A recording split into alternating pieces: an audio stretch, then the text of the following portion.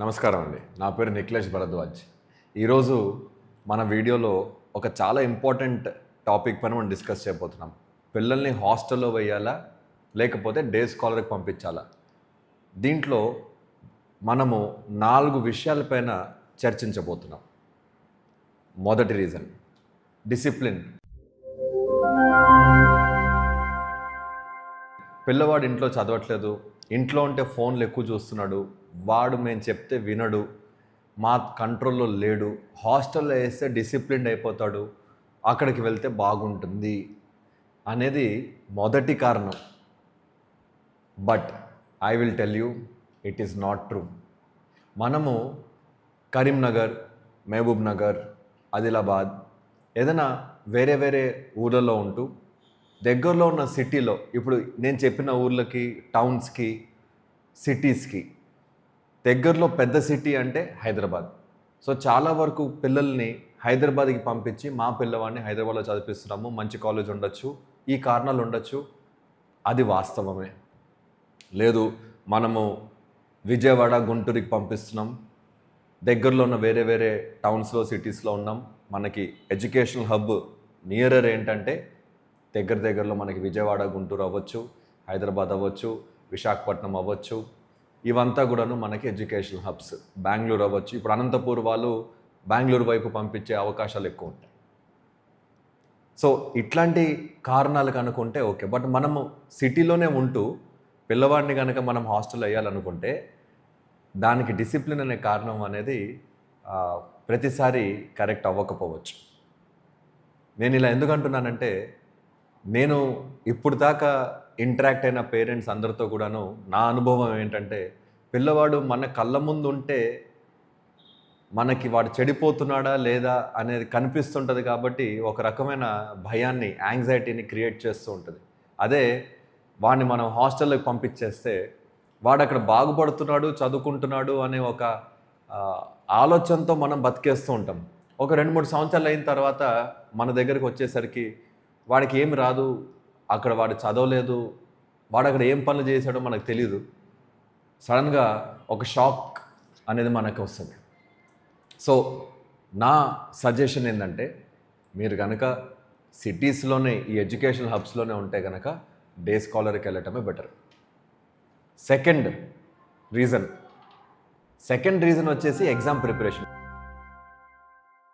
IIT, JEE, NEET లాంటి exams prepare అవుతున్నప్పుడు longer hours prepare అవ్వాల్సి వస్తుంది. పొద్దునుంచి సాయంత్రం వరకు ప్రిపేర్ అవుతూ ఉంటారు. వాళ్ళకి హాస్టల్లోనే ఉంటే వాళ్ళకి ఆ డిస్టర్బెన్స్ అనేది ఉండదు, డిస్ట్రాక్షన్ అనేది ఉండదు, చాలా ప్రశాంతంగా ఉంటుంది అనేది ఒక ఆలోచన. ఇది వాస్తవమే. దీంట్లో చాలా వరకు నిజం ఉంది. ఐఐటి, నీట్, సిఏ లాంటి కాంపిటేటివ్ ఎగ్జామ్స్ ప్రిపేర్ అవుతున్నప్పుడు ఒక స్టూడెంట్కి లాంగ్ అవర్స్కి కూర్చొని ప్రిపేర్ అవ్వాల్సిన అవసరం ఉంటుంది. ఈ లాంగ్ అవర్స్ కూర్చొని ప్రిపేర్ అవుతున్నప్పుడు మనం డే స్కాలర్లో ఉంటే వాడి ఇంటికి వచ్చి టీవీ చూడొచ్చు, నెట్ఫ్లిక్స్ చూడొచ్చు, ఫోన్ చూడొచ్చు, ఇలాంటి ఎన్నో డిస్ట్రాక్షన్స్ ఉంటాయి. కాబట్టి హాస్టల్ ఫెసిలిటీ అయితే మనకి కరెక్ట్ అనే ఆలోచన అయితే వాస్తవమే. కానీ రాను ఈ మధ్య మనకు అవుతున్న అనుభవాలు ఏంటంటే, పిల్లలకి ఈ ఎగ్జామ్ ప్రిపరేషన్తో పాటు ఎక్స్పోజర్ అనేది కూడా చాలా అవసరం అయిపోతుంది.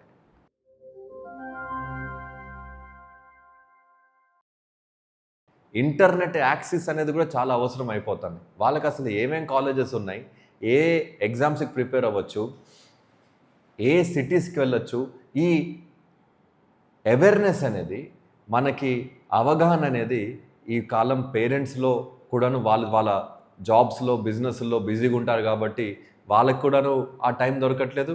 పిల్లల్ని మనం హాస్టల్లో వేసేసరికి వాడు పొద్దునుంచి సాయంత్రం వరకు చదువుతున్నాడు అని అనుకున్నా సరేను, వాళ్ళకి ఈ అవగాహన పెంచుకునే అవకాశాలు వాళ్ళకి దొరకట్లేదు. సో ఇలాంటి పరిస్థితుల్లో పిల్లలకి ఏది కరెక్ట్? ఎందుకంటే డే స్కాలర్లో కొన్ని అడ్వాంటేజెస్, డిసడ్వాంటేజెస్ ఉన్నాయి, హాస్టల్లో కూడా కొన్ని అడ్వాంటేజెస్, డిసడ్వాంటేజెస్ ఉన్నాయి. అందుకోసమే మూడో రకమైన స్పెషల్ కోర్సెస్ మీరు గత కొన్ని సంవత్సరాలుగా హైదరాబాదు, విజయవాడ, వైజాగ్ లాంటి ప్లేసెస్లో చూసి ఉండొచ్చు. ఇది ఏంటంటే semi residential.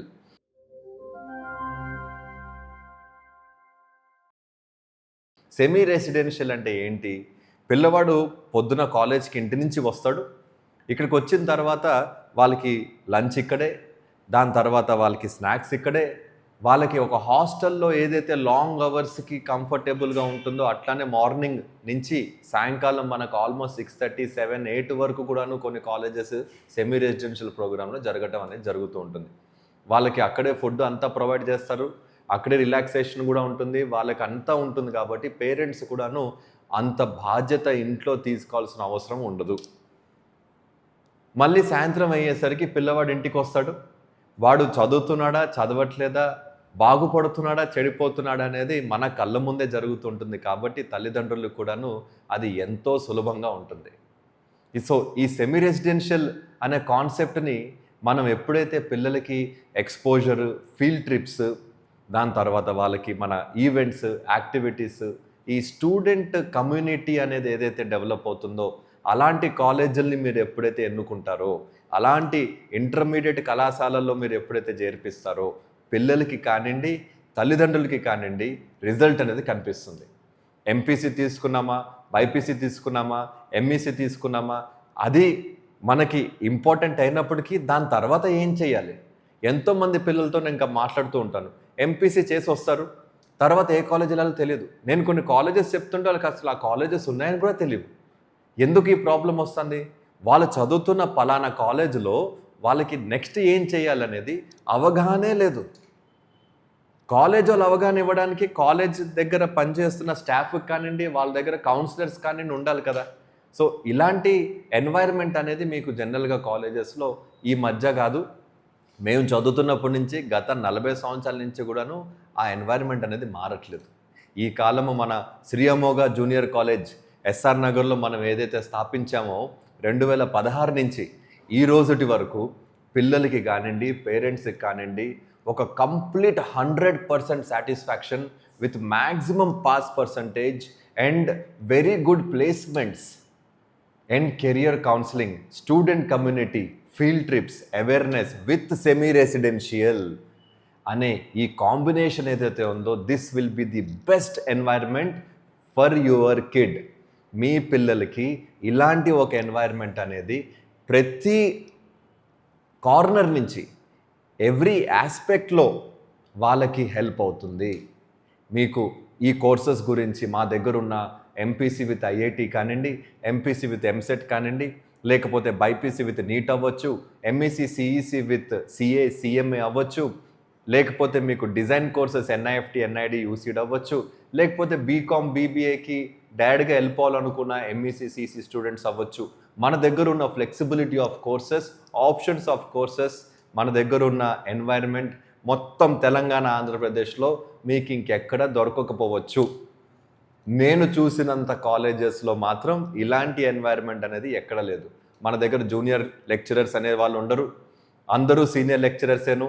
A senior lecturers అయితే మనకి పాఠాలు చెప్తారో వాళ్ళే డౌట్స్ క్లారిఫై చేయటము, వాళ్ళే మీకు కూర్చోపెట్టి పిల్లలకి పేపర్స్ కరెక్ట్ చేయటము, వాళ్ళ కిందనే పిల్లలు ఎప్పుడైతే కంప్లీట్గా ఉంటారో, వాళ్ళతో పాటు ఎప్పుడైతే వాళ్ళు చదువుకుంటూ ఇంటరాక్ట్ అవుతూ ఉంటారో, ఈ జూనియర్ లెక్చరర్స్ అనే ఒక కాన్సెప్ట్ని ఎప్పుడైతే మనం సిస్టమ్ నుంచి తీసేస్తామో అప్పుడు మేము పిల్లల్లో చేంజ్ చూడటం అనేది మొదలుపెట్టాము.